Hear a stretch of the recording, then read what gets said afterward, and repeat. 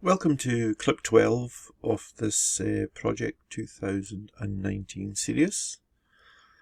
In this clip here, we're going to look at how we might assign the resources to the tasks. Okay, we've put in some resources in the previous clip, and now we're going to look at how we actually attach those to tasks that we have within our plan here. But before we do that, we're going to add in another resource. Right, so I'm going to go to the resource sheet. So if I click on the down arrow on the view and then go to resource sheet, what we're going to do is add in an excavator, a digger. Right, so we're going to use that or use that to clear the site. So I'm going to put in another resource. I'll call it excavator.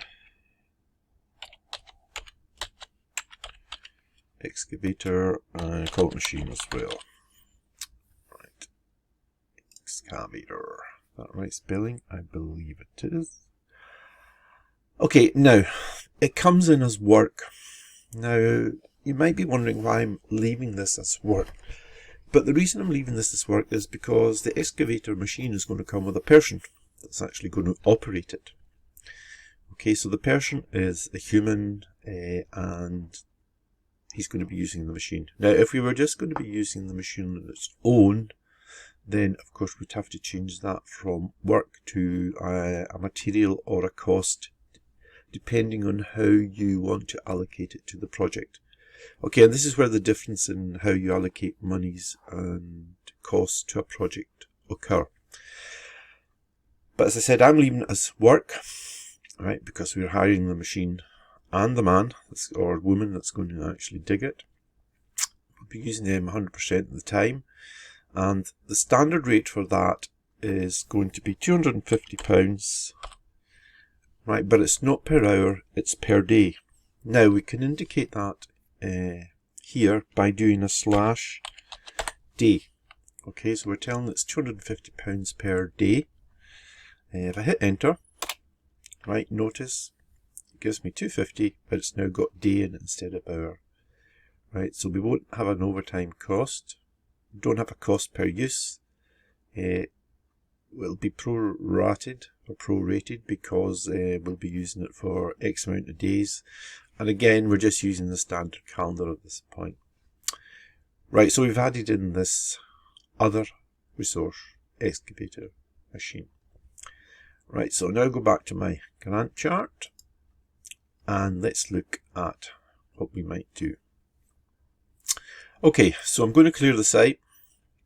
Right, now in order to do that, I need to assign a resource to do that. Now obviously that's going to be the excavator. So we can allocate the excavator to this task. Now, we've got two ways of doing this. One is that we can double click on the task, right? It will generally come up to the general tab. If you click on resources here, then you'll see that it's clear the site. It's going to take 5 days, and I've got a resource name here.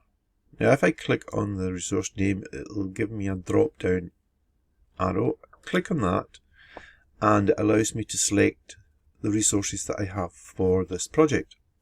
Now you can see that I've got excavator machine, so that's what we're going to use there. Going to use 100 units, we won't worry about the cost, and then I'll click OK. Now, we've had a couple of changes here. I'll just move this along a wee bit, and I'll move this along a wee bit there. Right, now notice that it's put excavator machine under the resources name, right, and it's also put it onto the Gantt chart here. Okay, so we can see that we've got an excavator machine assigned to that task, and that's the resource that we're going to use there. Okay, now let's look at another one. We've got to check for the services, gas, water and electric. Okay, the second way of actually adding in resources is to click on the resource name. Oh, excuse me, just save that. In the resources name column, hit the down arrow, and again it brings up the resources that we have. Okay, so for this one, we're going to use Alan to check for services. Again, notice Alan has now appeared on my Gantt chart. Dig foundations. Well, Alan and James are going to do that. Okay, so we'll put the two of them there. Again, I just click the two resources. Click any box after that and it'll put Alan and James down. Right, obtain cement and sand. Well, obviously we'll leave that to Mary. So Mary's going to do that. Mix the concrete. Right, okay, I think we'll get Alan and James to do that.